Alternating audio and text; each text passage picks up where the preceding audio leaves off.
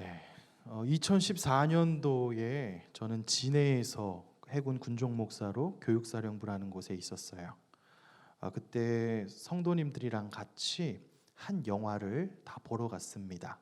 진해 롯데시네마에 갔는데요. 그 영화의 이름은 신이 보낸 사람이라는 영화였어요. 혹시 보신 분도 계신가요?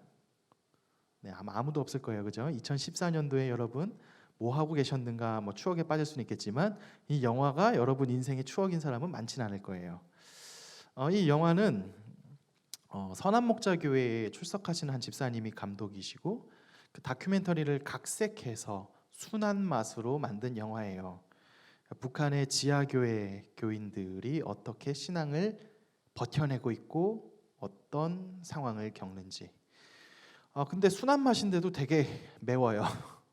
시작부터 와 해요. 그리고 영화가 끝나고 났을 때 실제 북한에서 그리스도인들이 학살당하고 학대당하고 고문당하는 것들이 유출된 것을 마지막 크레딧이 올라갈 때 조금 보여줄 때 정말 눈물 없이 볼 수 없어요. 특히 그 자막에 그때 인터뷰한 사람들은 연락이 다 두절돼 있고 한마디로 생사가 불투명하다는 것이죠. 이 영화를 보고 나면 한 가지 생각이 저에게 맴돌았습니다. 나는 과연 예수님을 저 상황에서도 믿을 것인가? 이 질문은 저에게 되게 큰 질문이었어요. 너무 중요한 상황이었어요. 왜냐하면 나는 한국에서 너무나 편안하게, 당시에는 군인으로서, 군종 목사로서 편안하게 대우받고 목사님 하면서 신앙생활을 했는데, 예수님을 믿으면 오늘 내일이 장담되지 않는 그런 상황 속에서 진짜 너는 예수님을 믿을까? 진짜 나는 그 예수님을 고백할 수 있을까? 라는 질문을 했습니다. 이 질문은 사순절이 되면 더욱 깊어집니다. 우리 화면 내려주세요. 네, 사순절이 되면 더 깊어져요. 이 사순절은 예수님의 죽으심, 고난당하심을 묵상하는 40일 동안을 말하기 때문이죠. 우리도 40일 동안 많은 챌린지를 했습니다. 여러 가지 예수님의 시도들을 같이 해보았는데요. 특히 8,000걸음도 함께 걸으면서 예수님과 함께 갖는 마음도 이번 주에 가졌을 것입니다. 오늘부터는 우리가 고난주간으로 함께 나눕니다. 고난주간에는 특별히 예수님의 마지막 일주일을 집중적으로 다룹니다. 오늘 종려주일에 해당하는 주일에 예수님은 예루살렘에 입성했고 수많은 사람들은 종려나무 가지를 깔고 호산나 호산나 다윗의 왕이여 다윗의 자손 왕이시여 하면서 외쳤죠. 환영을 받았어요. 월요일에는 예수님은 성전에 가셔서 성전을 깨끗이 하시고 설교를 하셨고, 화요일에는 우리가 지난주와 그 전주 계속 했던 그 무거운 메시지, 깨어있으라, 하나님의 심판이 올 것이다, 깨어있으라는 메시지를 화요일에 무거운 메시지를 하셨죠. 그리고 났더니 바리새인들과 막 사람들은 분노하고 어떻게 하면 죽일까 생각을 했습니다. 수요일에는 침묵입니다. 성경에서는 그 어느 본문에서도 수요일에 대한 언급이 없어요. 수요일은 침묵하셨고 쉼을 하셨어요. 그리고 목요일에는 예수님이 제자들의 발을 씻겨주며 성찬을 하며 예수님이 갈 길에 대해서 마지막 날을 보내셨죠. 그리고 금요일이 되었을 때 예수님은 십자가에 달려 죽었습니다. 예수님이 오늘 금요일에 하신 일은 죽으신 겁니다. 오늘은 우리가 금요일을 한번 보려고 해요. 예수님이 죽는 날이에요. 주인공이 죽는 날이니까 참 슬픈 날이기도 한데요. 오늘 그 예수님의 죽음을 보려는 건 아니고요. 예수님의 죽음 당시에 그날 밀접하게 예수님 옆에 있었던 세 사람의 이야기를 함께 보려 합니다. 그리고 그 세 사람을 통해 오늘 나에게 무슨 메시지를 주시는가? 더 나아가 과연 아까 신이 보낸 사람, 북한에서 신앙생활하는 사람들처럼 나에게 진짜 예수님이 어떤 존재인가 생각해보는 시간을 함께 가지려 합니다. 가장 먼저 예수님이 잡히시던 순간에 같이 있던 사람이 있습니다. 바로 베드로입니다. 베드로는 예수님의 수제자예요. 어디를 가더라도 항상 베드로는 동행했어요. 예수님의 애제자 3명이고 예수님이 온 열과 성을 다해 가르치고 했던 베드로입니다. 베드로는요, 예수님을 보호하겠다고 결심도 합니다. 예수님이 내가 잡힐 거다라고 예언을 하면 내가 예수님을 보호하겠다라는 다짐도 했던 열정에 넘치는 사람이에요. 실제로 예수님을 잡으러 사람들이 왔을 때 주머니에 숨겨있던 단도를 꺼내서 가지고 온 사람의 귀를 잘라버리기까지 합니다. 베드로는 열혈 남자였어요. 그리고 예수님의 수제자다운 사람이었어요. 그런데 그리고 예수님을 절대 배신하지 않겠다고 호언장담까지 했는데 그 예수님이 잡히자 위기가 와요. 예수님이 잡혀버리자 뭘 해야 될지 모르는 거예요.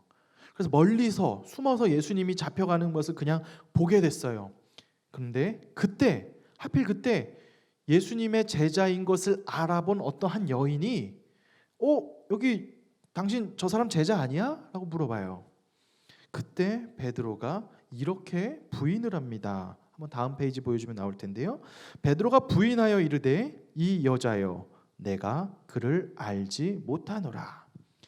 방금 전까지 베드로는 내가 예수님을 지키겠다고 다짐하고 칼도 갖고 다니면서 막 열정을 가진 사람이었는데 막상 잡히자 베드로는 내가 그를 알지 못한다 이야기합니다.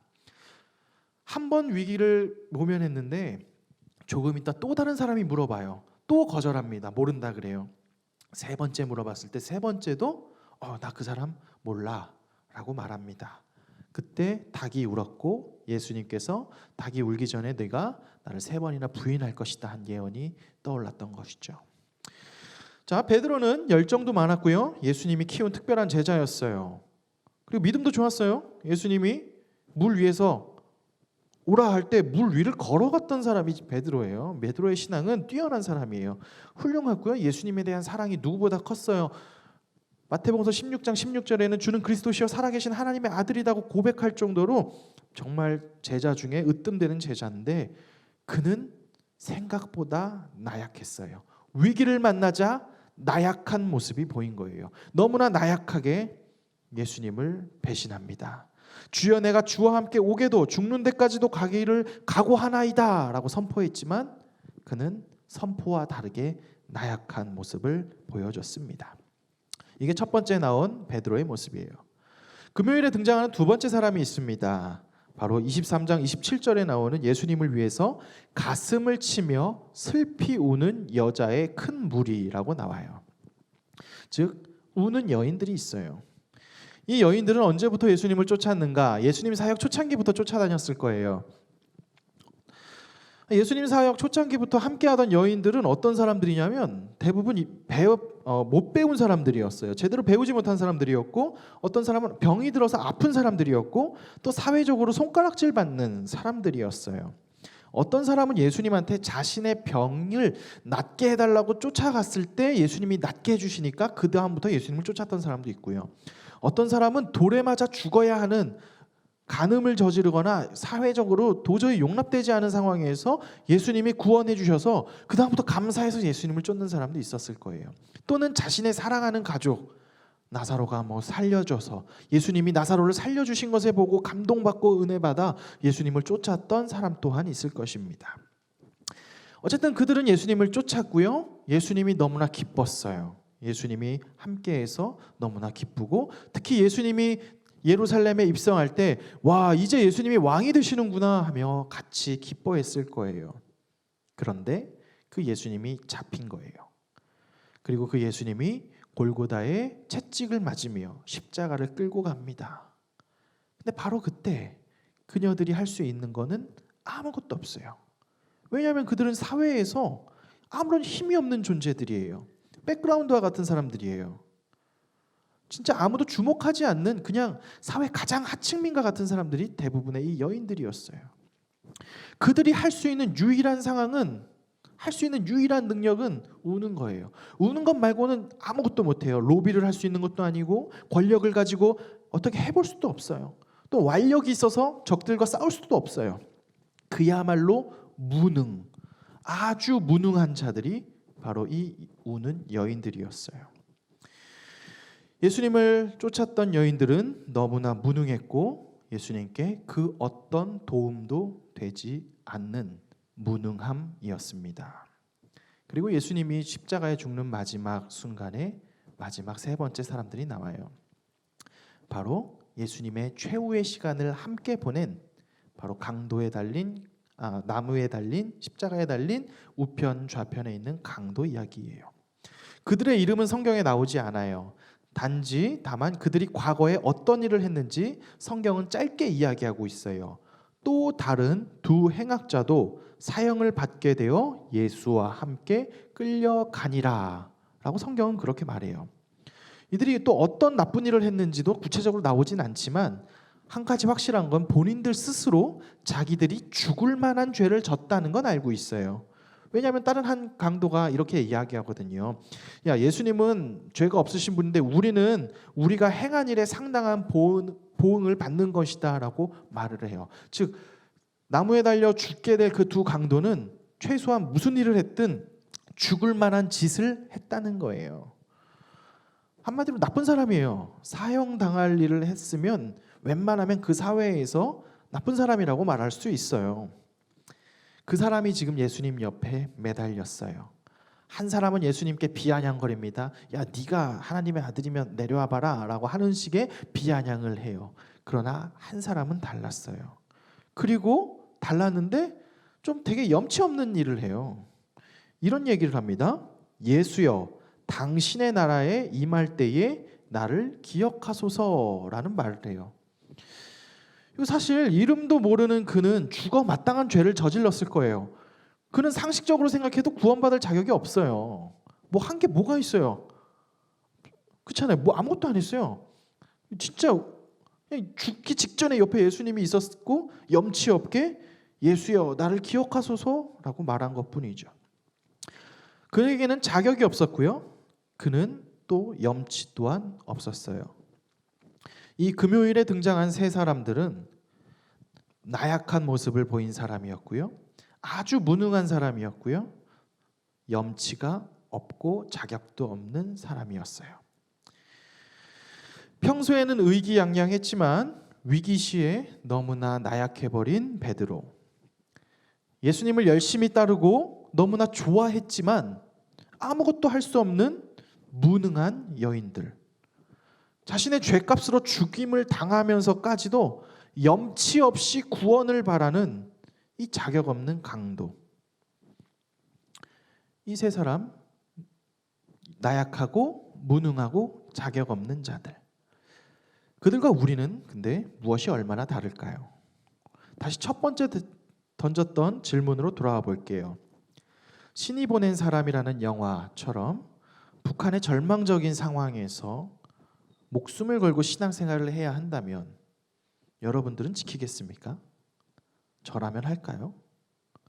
과연 우리는 그런 압도적인 절망 속에서 예수님을 배신하지 않고 끝까지 신앙을 지킬 수 있을까요?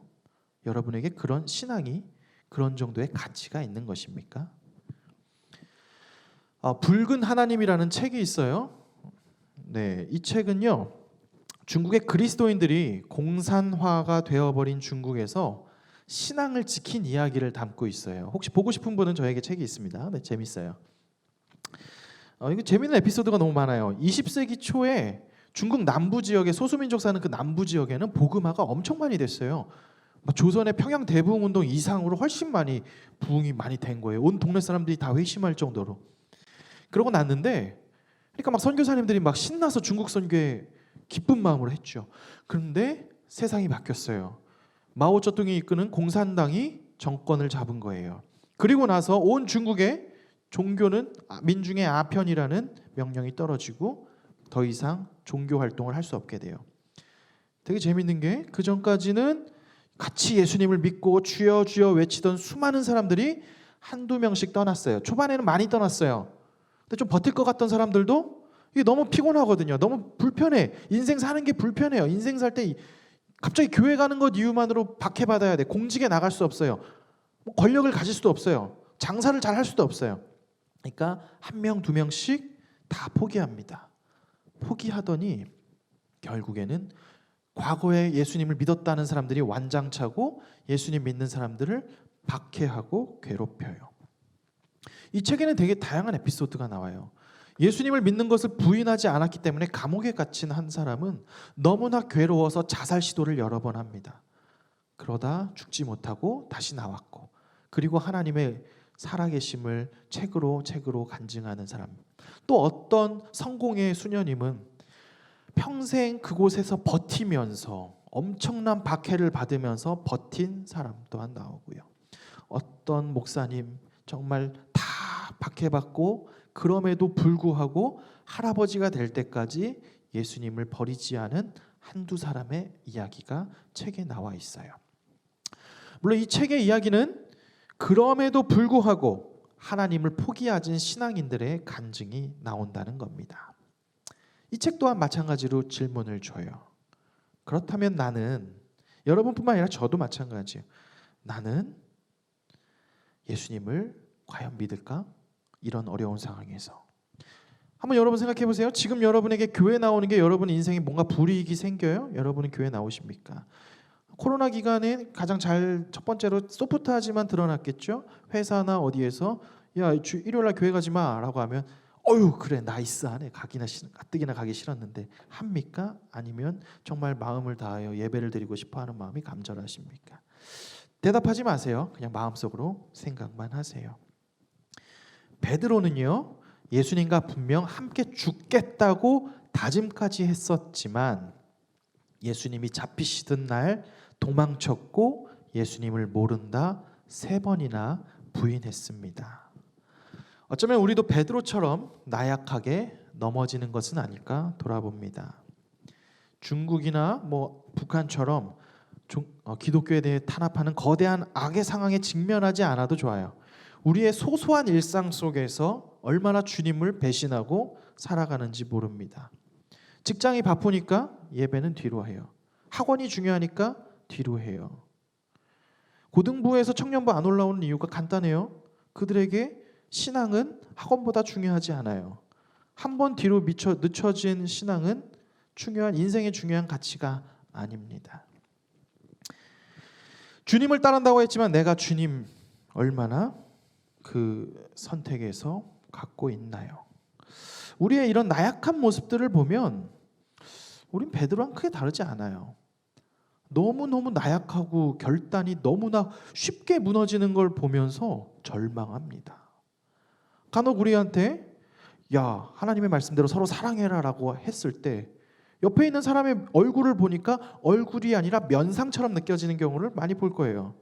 주님의 형상이라고 생각하고 딱 봤는데 아우 이 화상 같은 얼굴을 내가 또 봐야 돼? 라는 순간 우라통이 터지는 경험을 합니다. 저도 마찬가지예요.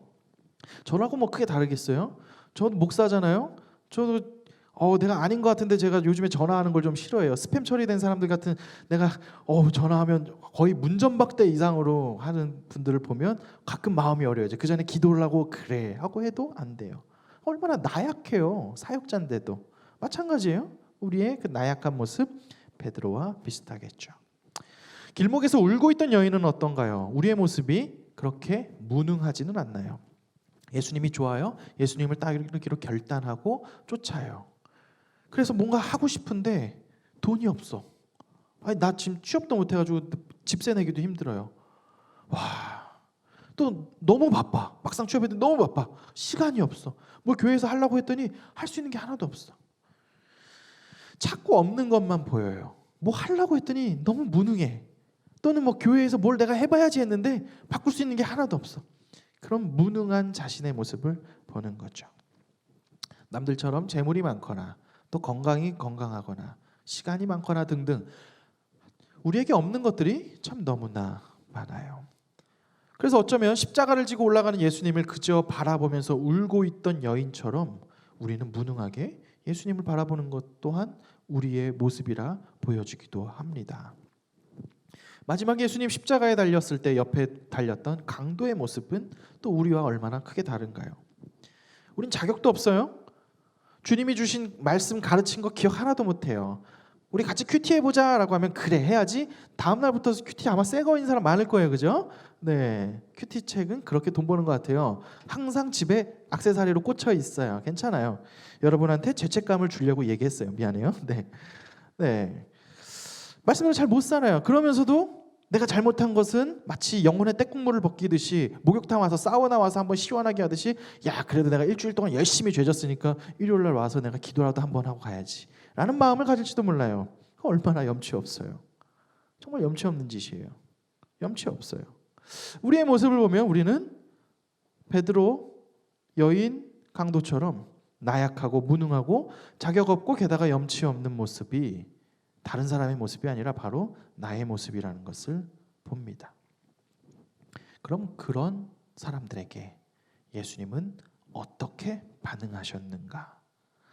예수님을 모른다고 말한 베드로, 그 베드로에게 야, 너 그때 왜 그랬냐? 라고 묻지 않으셔요. 예수님이 부활하시고 난 뒤에 베드로에게 물은 것은 딱 세 가지예요. 네가 나를 사랑하느냐? 네가 나를 사랑하느냐? 네가 나를 사랑하느냐? 예수님은 그 나약하고 배신하고 넘어졌던 베드로에게 너 왜 그랬어? 라고 말하지 않아요. 우리에게 인생에도 우리도 그럴 거 아니에요? 여러분 뭐 다 자찜했던 곳이 있겠죠? 내가 누구를 섬기려고 했는데 상처받아요. 섬겨본 사람들은 알아요. 섬기는 게 상처받는다는 거. 뭔가 관심 괜히 내가 괜히 했나 하는 거 교회 예수님이 좋아지면 좋아질수록 아마 가슴은 다 상처투성일 거예요. 내가 난 예수님 그런 거 하나도 없는데 아무것도 안 했기 때문에 그래요. 반성하세요. 진짜 예수님이 좋아하는 사람은 예수님께 진짜 반응하는 사람들은 아파요. 뭐가 하다가 섬기다 아프고 막 아파. 그리고 넘어져. 막 시험 들어. 가끔 원망해. 하나님 진짜 아닌 것 같아. 그런 우리에게 하나님 말한답니다. 예수님이 그런 우리에게 말해요. 베드로한테 말한 것처럼 너 왜 그랬어? 라고 말하지 않고 너 나 사랑하니? 너 나 사랑하니? 우리에게 묻는 것은 단지 이것이에요. 그 예수님이 베드로에게 너 나를 사랑하느냐라고 묻고 다시 그를 세워줬을 때 부활하신 예수님을 만난 베드로는 사람들 앞에서 도망하던 자가 더 이상 되지 않았고 당당하게 예수님의 복음을 증거하는 자가 되었어요. 나중에 십자가에 거꾸로 달려 로마에서 죽기까지 베드로는 끝까지 하나님을 순종하면서 사도로서 목숨을 걸고 복음을 증거한 담대한 제자로서 우뚝 설 수 있었어요. 또 너무나 무능해서 십자가를 지는데 옆에서 구경만 하고 울기만 했던 여인들. 근데 그 여인들은 끝까지 예수님 곁에 있었어요. 그때 그들은 가장 먼저 부활하신 예수님을 만나게 되었고요. 그리고 놀랍게도 그 무능해 보이고 아무런 힘도 없는 그 여인들을 통해 초대교회가 형성됩니다.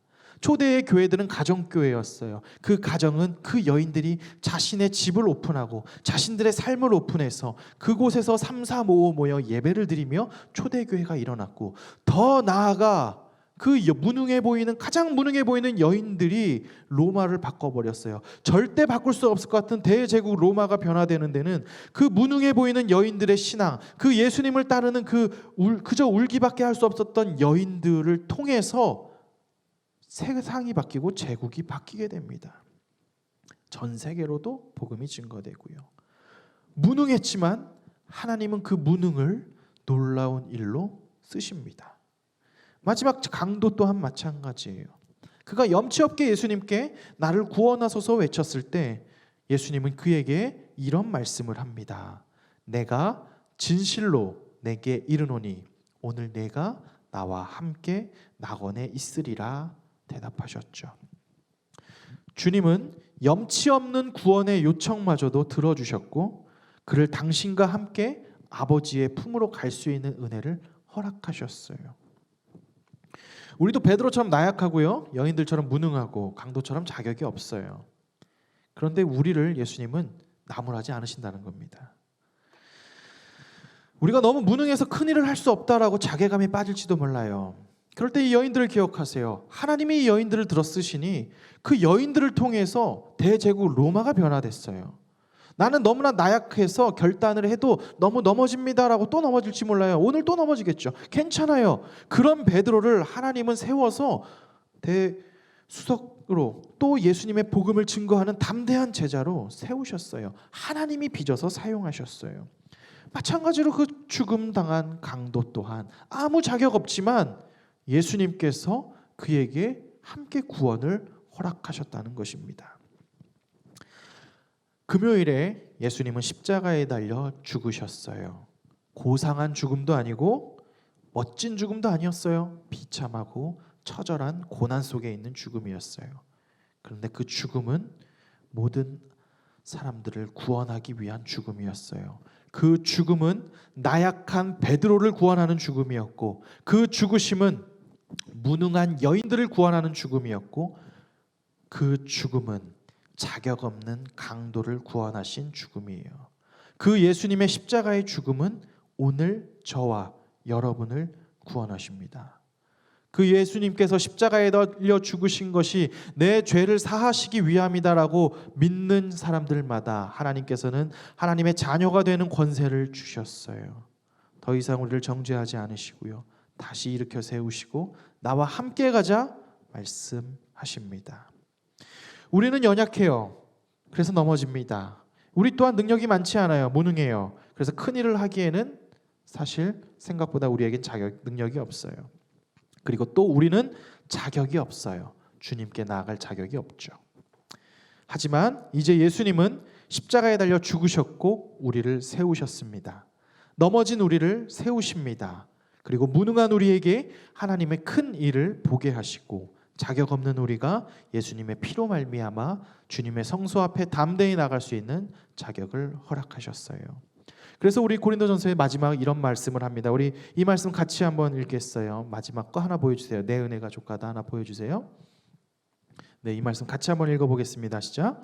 내 은혜가 내게 족하다. 이는 내 능력이 약한 데서 온전하여 짐이라. 아멘. 여러분의 인생을 돌아보세요. 약한 점이 한두 개가 아닐 겁니다. 저 또한 마찬가지고요. 그런데 놀라운 건요, 하나님이 그 약하고 무능하고 나약하고 자격 없는 자를 들어서 하나님이 일을 하세요. 우리가 해야 되는 건요, 그 하나님의 일하심을 보고 와 감탄하는 거예요. 저는 기대합니다. 여기 있는 여러분 한 명 한 명을 하나님이 어떻게 쓰실지 그 하나님께 반응하세요. 그 하나님, 나의 연약함을 통로로 하나님의 영광 받으소서. 그 고백이 우리의 삶의 고백이 되길 소망하며 오늘 또 좌절할지 모를 여러분을 살려주실 하나님의 은혜를 기억하는 이 고난주간 되길 주님의 이름으로 축원합니다.